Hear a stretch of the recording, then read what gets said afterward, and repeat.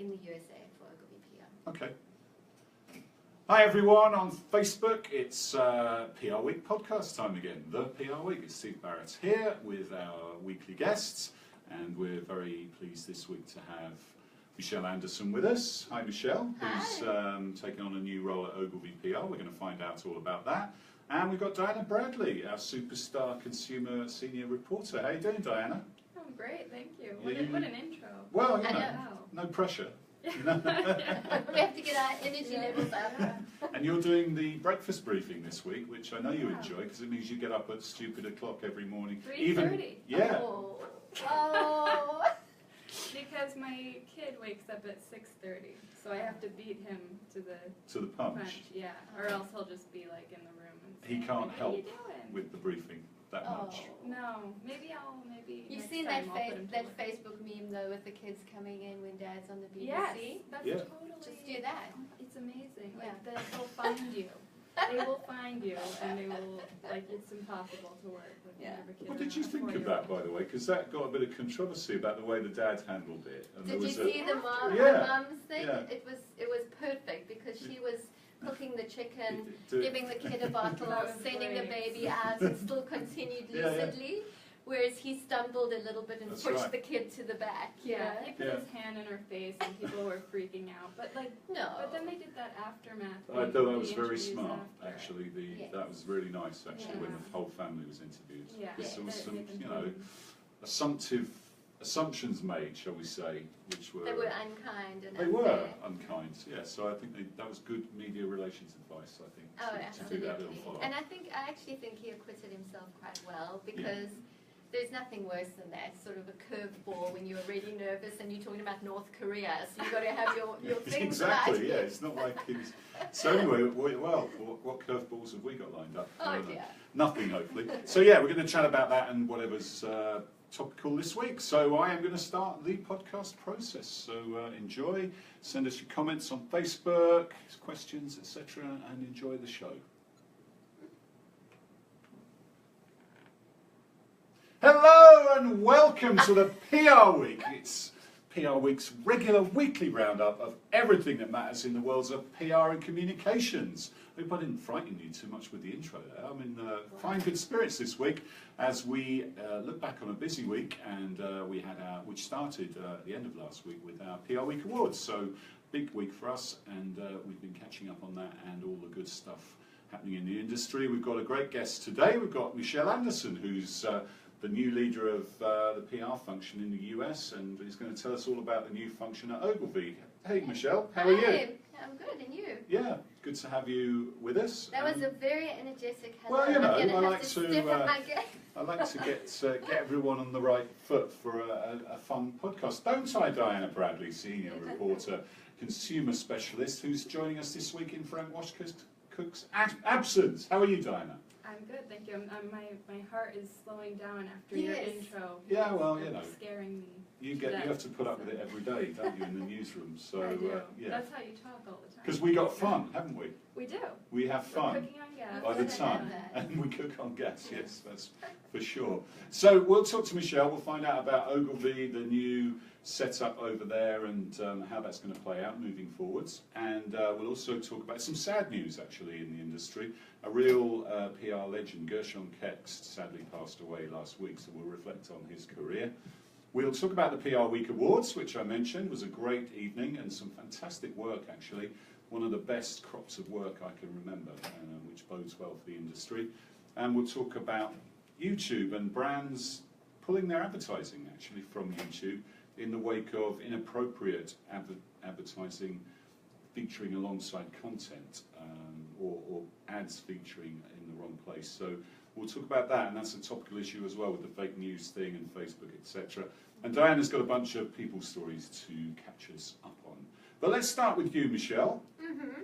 You don't have a job title yet, I do not. but tell us what the role involves and how that fits into the new look at Ogilvy, because Ogilvy has kind of done away with the individual discipline titles like Ogilvy PR, Ogilvy One, Social at Ogilvy, and is putting everything under one P&L.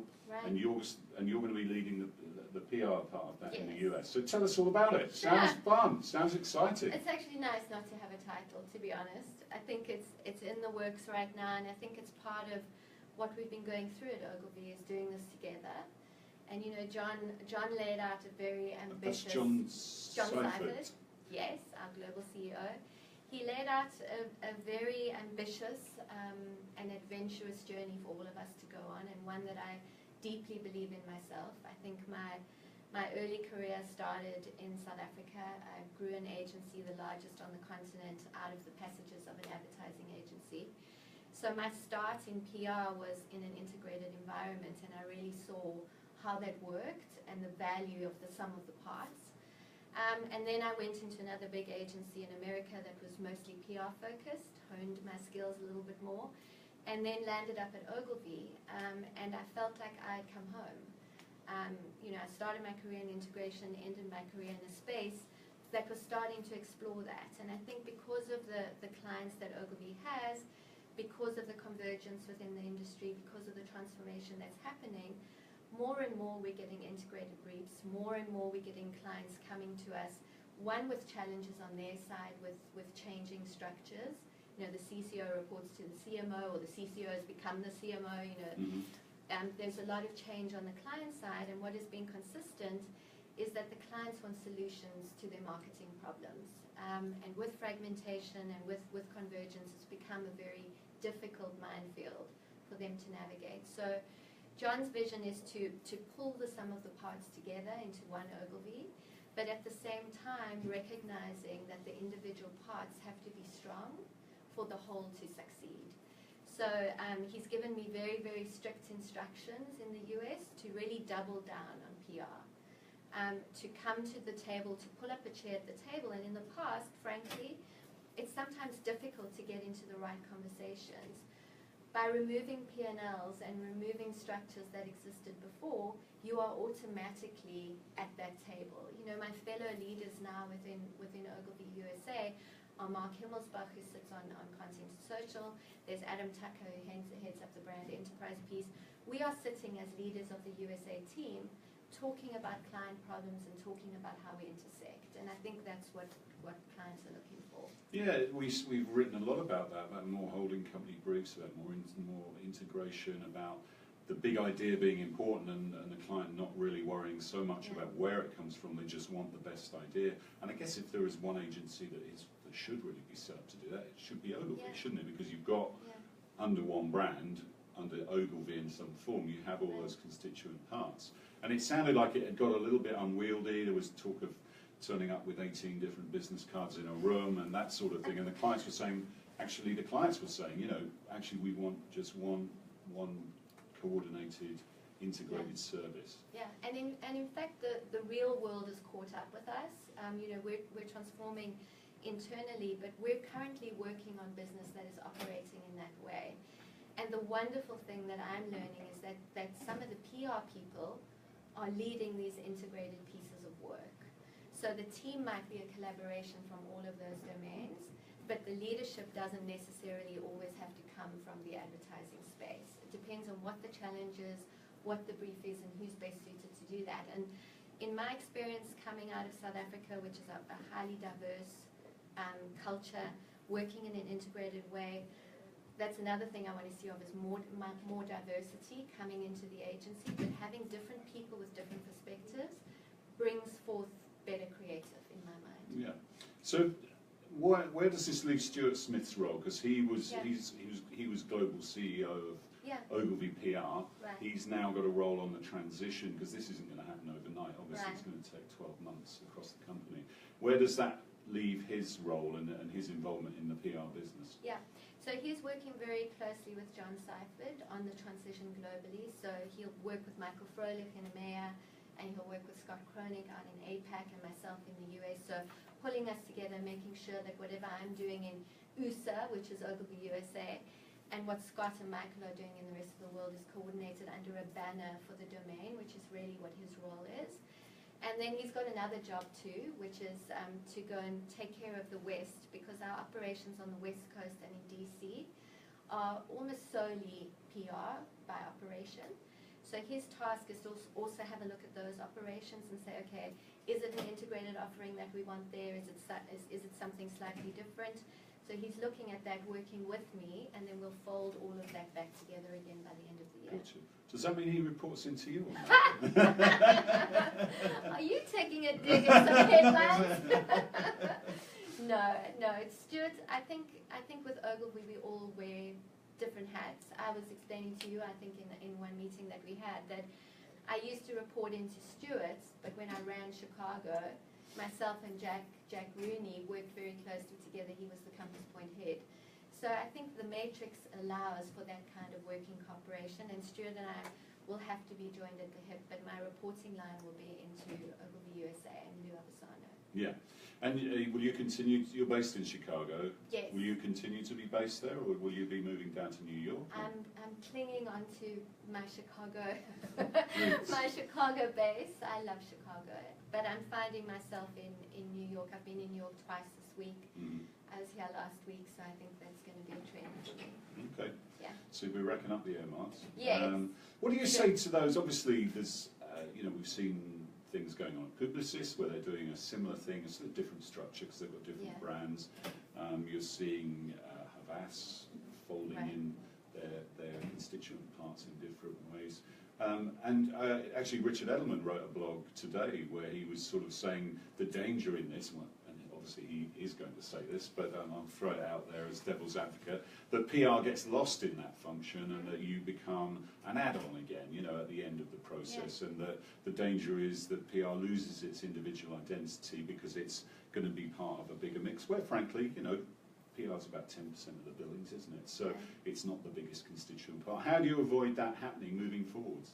Well, in my role is in two parts really, as leading the domain in the US, is to keep that community really, really tight.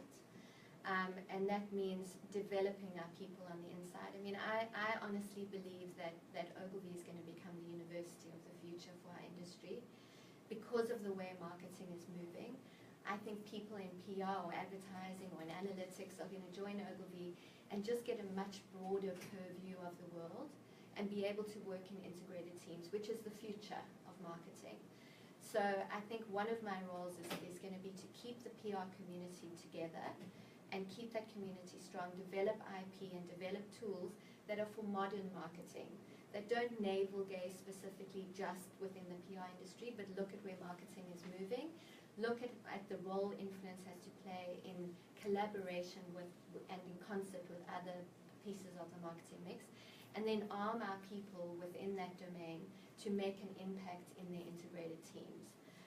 And I don't see that as a difficult task. I'm leading a group as well that's full of integrated clients at the moment. I think we already have a strong community with very, very highly skilled people. It's just building on that. Do you think if you could look 5 or 10 years down the line, you'd probably be doing something different and making millions of dollars? But I mean, as would we all. But if you look 5 or 10 years down the line, will agencies exist and individual discipline agencies exist, or will they actually just be one type of agency? I think that there is always going to be a need for specialization. I mean, what I'm loving about this process is that I'm getting to have conversations that are holistic. I'm not sitting around just with PR people. And this morning I was sitting with the global strategist for Ogilvy, and we were talking about making brands matter and our vision for what that is into the future. And what was so obvious to him is that unless our specialization is strong, unless we can deliver a point of view, we can't contribute to the whole and pull up a chair at that table. So I think there will always be a need for PR skills and PR services. Whether those PR services sit in PR agencies that only do PR, I question that. Mm-hmm. I think that's less likely given the future that I see happening right now in the way that I work. But you could even say, will there be ad agencies? I mean, advertising is not leading this discussion within Ogilvy. I mean, I'm so grateful to John that he really has asked all the domains to pull up a seat to the table as equal partners, and that is happening in the way that we shape Ogilvy. And I think there would be a huge disconnect if we came at this transformation in Ogilvy through the lens or the filter of advertising. I don't think that's what he has in mind.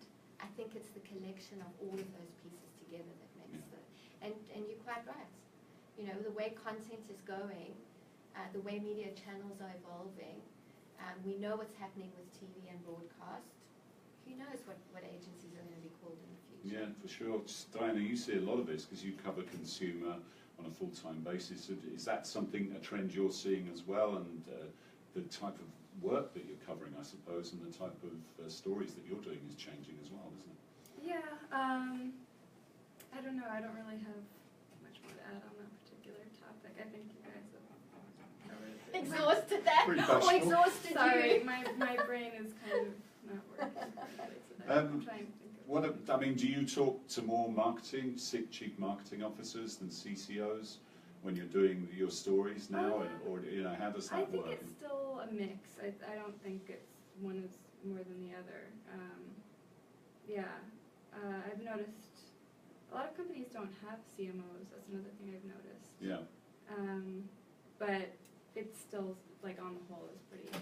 We were actually talking in the car over here about the letter T coming into the CMO title now, and Technology. the importance of technology, both in driving creativity and in fueling channels and the distribution of content and that kind of thing. So I think it's not just a conversation anymore about whether advertising agencies or PR agencies are going to exist in the future. I think all of our roles are going to change because the environment is forcing that on us, and I think technology is another factor that's going to drive that. Yeah, no, I agree. And then if you think of PESO, paid, earned, shared and owned, technologies kind of sits over all of those, doesn't it? Yeah. And so yeah, that's a big trend we're seeing in the agency report interviews we're doing at the moment. Last thing on this then, is it not going to introduce a bunch of potential conflicts? If you're all under one P&L and you're all going to market as one, I mean, let's be honest, one of the reasons you have different verticals is so that you can take on clients in the same areas but not have conflicts. Confliction. And I think conflicts, yeah. Conflicts. Conflictions. I nearly made up a new word there. I think we of course, it's an area that we have to deal with all the time. I actually think that Lou Avasana and his team have managed that really, really well, and I don't think it's any different to the way we managed it before. And I think possibly there may be some hard choices for us to make, especially in the new business space. I think right now, from a conflict perspective, we're fine. We've divided the business, the $500 million business of ours, into 6 or 9 groups, that are led by a leader, and they're integrated across, and we've been able to navigate the conflicts against those 9 business operating units. But it's something that we're going to have to deal with going. It's going to become more of an issue, I think, as the world converges. Mm-hmm. Yeah, no, that's true. Okay, let's get into the news this week. Diana, some sad news last week about Gershon Kext passing, who was the founder of Kext, which is part of Publicis, a very well-regarded financial and corporate reputation firm. And really, he was one of the pioneers of this area of PR, wasn't he? This area of counsel. Yes, just a little bit of, so he died last week at the age of 82, and just a little bit of history on Gershon is that he obviously founded the eponymous comms shop in 1971, shortly after migrating from Reuter Finn, which was then known as Reuter and Finn. At the time, M&A and financial PR, a space which Kext and Company would flourish, was starting to ramp up. Some of the highlights of his career include the attempted takeover of dental manufacturing company Sterndent by Magus Corporation, a case made famous by the Jewish dentist defense. He also had a hand in advising McGraw-Hill during American Express's unsolicited bid for the publishing company, as well as the attempted hostile takeover of Mead Corporation by Occidental Petroleum.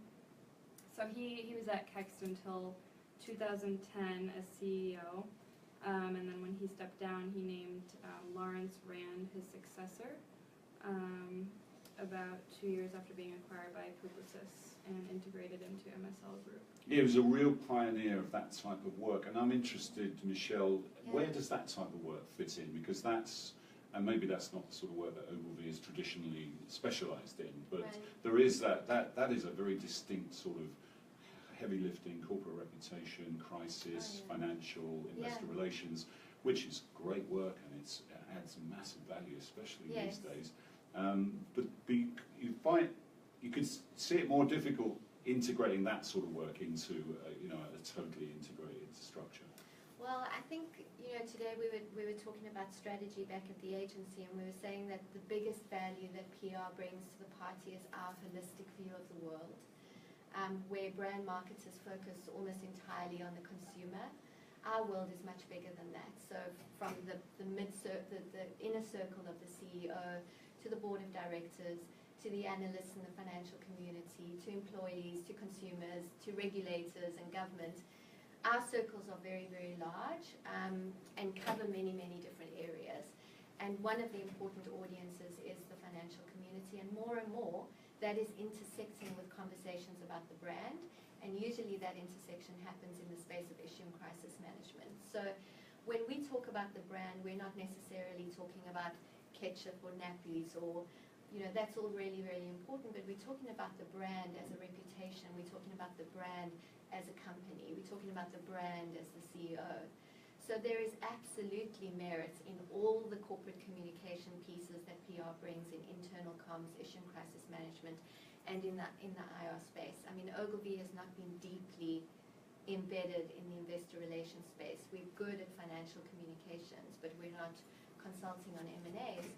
But as we enhance our offering, that is certainly something that we look at. And I think the passing of this gentleman is sad, because here's someone who spent his career many, many years building up a deep, deep specialization, and that experience is still and will always be highly valued, even in an integrated environment. Yeah, it's worth reading the piece Sean Zarnecki wrote, actually, as a tribute to Gershon, and he's, I guess his client would traditionally have been the CEO, right. And speaking at that level, and that is still, and I think the CEO now actually pays a lot more attention to communications than they used to, and the overall brand of the organisation is clearly a massive issue and these days. I think because of the way the structures are changing inside, I think the wonderful synthesis of PR with advertising and the client relationships are starting to happen now, where I might have a relationship with the CEO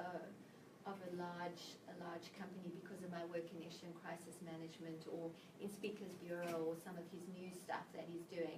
I might have that relationship. The advertising people might have a relationship with the CMO. And when you put us all in a room together, you've got the CEO, the CMO, who are already talking to each other, and then the rest of us speaking the same language. It's very, very powerful, and it also gives us multiple points of entry into an account, which means there's risk mitigation in that as well. So if one part's not working too well, we can shore up the ship on the other side where things are going really well. Well, rest in peace, Gershon. Our thoughts with his family, and also with everyone over at Kext and Publicis, a real pioneer, and I'm very sad to see him pass away. Let's move on to the PR Week Awards. Took place last Thursday. Really great evening in New York at Cipriani down on Wall Street. I actually thought the work, and I wrote about this the next day, was as strong as I can remember it, and I think that bodes really well for the industry and across the board, not just the winners, the honourable mentions, the shortlist, and even some of the campaigns that didn't make the shortlist. Yeah. Really strong work. You guys won for Covered California, which is, it's very competitive, really is, and I don't think that's going to change, which is good. I mean, I'm sure you would have wanted to maybe win more, but to have won, there were a lot of agencies that didn't. Not just big agencies winning either, good small and medium-sized firms doing well, some fantastic work. Yeah. Chimino Public Relations and Planned Parenthood being one example there. Great work. I mean, did you draw any reflections from the awards this year, Michele? Actually, what stood out for me is the number of agency names that I didn't recognize. And I think that's healthy. I think it's really good to have smaller agencies competing, and I think it also shows you how the marketplace is changing, how with convergence and transformation there's space for smaller players to make a big impact. So you don't need to have the big agencies anymore to have a great big idea and to get noticed. So I did notice that. I did notice in a few categories that PR agencies and advertising agencies were mentioned together, either in honorable mention or coming forward together, you know. Yeah. I think that's going to be an interesting space, especially when you look at Cannes and other awards, where who is in charge of the idea, who came up with the idea, who takes credit for it. It's hard to tell nowadays. That's a really good point, actually, because we did an analysis on Friday about the new criteria for Cannes. Yes. The definition of PR, which frankly last year was slightly odd. Right. So the industry, led by Renee Wilson and other players in the market, have actually gone to the Cannes folks and said, look, we need a better definition here, and they've got that, which is good, and Cannes has listened. And yeah, Grey New York did quite well. Yes. They got a couple of mentions. To your point, there's a great little agency here called Breyer US, which worked on a Tecate beer campaign, which was fantastic. Really bold piece of work. Right. We mentioned Chimino, FTI Consulting, one of the heavy lifting financial firms, and Mullen Lowe Group actually won. You know, so that's what you might call an advertising agency. So it kind of speaks to what we were talking about earlier, and the quality of work across the board was amazing. Diana, what was your any conclusions from the evening? Did you have a good time, first of all? Of course. You were on stage giving one out. I think it was my fourth one. Wow, you're a veteran. I am. Wow. How many have you been to? I think that's 7. Wow. Yeah, so, you know. You're a great MC. Well, we had it was great having Oscar Munoz there, Yes. the CEO of United Airlines, Awesome. because talking That of was CEOs, great. Yeah. he really got communication. He is a brand, is he Yeah. not? Yeah. I mean, that case study on United was so awe-inspiring. That is a CEO who represents his company, but is a brand unto himself. And the brand that is Oscar Munoz is the brand that is United. And those two things are together. So. Well, I don't think 10 years ago we would have got a CEO of a $40 billion company coming to our awards, and I think it says a lot for the place of our industry and our profession. Yes. He brought along pilots, stewardesses, staff, and that's one of the great things he's done. He's really energized the people in the company who are the first line of external communications, and he's got all the labour deals done early, and he's a long way to go, and the airline business is a tough business, but he's really changed that business around, and as he said, communications isn't a part of the mix. Right. It's actually the starting point. What did Bill Gates say? If he had his last dollar, he'd spend it on PR. There you go. We like that. Hopefully he would. We want the first dollar as well. Hopefully he would say the same thing. Yeah. But I think as a PR, as an industry, we need. If there are any chips that are left on our shoulders, I think we need to brush them off. I think that that conversation about is it PR against advertising or has PR arrived? PR has arrived, and I think that we need to stop with that conversation and embrace what we bring to the party and how important that is and how powerful it is. And I think the more we integrate and the more we work with other people, the more that will just become the truth, the de facto standard. Instead of us having to defend ourselves, we don't have to do that anymore. Yeah, let's be bullish about it. Yeah. And that's true, and don't be bashful. Correct. Look, we're running out of time actually, so let's quickly do this YouTube thing. It's an interesting issue, Diana. Brands are pulling their advertising from YouTube. Havas, the holding company, has pulled all its clients' spend from it. That's bad news for YouTube and Google, which is only really used to good news, isn't it, most of the time? So, what's your take on it, and what's happening? What did I miss out? So this all was kind of highlighted last week. I think the Times published an article demonstrating how often Google's programmatic advertising tools fail to prevent ads from appearing in front of videos by terrorists and hate groups. Yeah. So already brands, advertising Havas, Toyota Motor, Volkswagen, GlaxoSmithKline, BBC, Guardian newspaper, they've all pulled their advertising, they're boycotting Google ads. And then today, which is Thursday, it might have been Wednesday, but It's that breakfast whatever. briefing, isn't it? Yeah. So it's 3:30 starts. It's playing with your head. Delirious right now. But AT&T and Verizon are the latest, I believe, that so that they will stop advertising on YouTube and Google Until they're they get it reassured. fixed, yeah. And Google has promised to give brands more control over where their advertisements run and make it easier for them to alert the company when ads appear in problematic places. But yeah, It's a real an thing. algorithm thing, isn't it? I mean, Yeah. they're great. Programmatic's changed the business. Yeah. But there is still some value in a human touch or element to the process, isn't there? Yeah, and there is huge fallout for those brands that cannot be tolerated. So the fact that so many high-profile brands were prepared to put their money where their mouths were and make a statement, I think gives credence to just how important this issue is, and you know how technology and how these platforms work has a massive impact on the brand at the end of the day. So Yeah, no, that's Facebook had true. the same issues. So. Yeah, and Facebook had the issue with the fake news thing, especially. They were late to the table in Right. sorting that out. Right. And I just wonder if they might be being a bit mischievous, whether some of the media agencies and the agencies are taking this chance to have a little dig at Google and Facebook, because let's face it, they've stolen our business as media owners, but they've also stolen a lot of agency business as well and going direct. So I wonder if they're just having a little, taking the chance to get a bit of their own back on that. You know, I mean, maybe I'm just being disingenuous there, but anyway. Okay, very quickly, Diana, a couple of quick people stories, and then we'll wrap the show for the day. Sure. So the United Nations Foundation's Chief Communications and Marketing Officer, Aaron Sharinian, is exiting the organization after 8 years. He's decided to leave and begin a new job on June 1st. He won't tell us what it is, won't though, tell will us, he? but he's given us some hints. He said that he has a passion for global comms on issues related to some of the important issues of our time. I will be continuing that with my new job at a global organization. So, and it will be based in Europe. Yes. Wow. So, That's interesting. He was an honourable mention in our PR Pro of the Year, so he's a very well-known guy, a very well-respected guy, so we'll watch out to see where he ends up. Look forward to you breaking that story, Diana. No pressure. I'm on it. And the other story was CPG giant Reckitt Benckiser, sorry, has hired Miguel Vega Pestana, who is the former communications head for the Bill and Melinda Gates Foundation.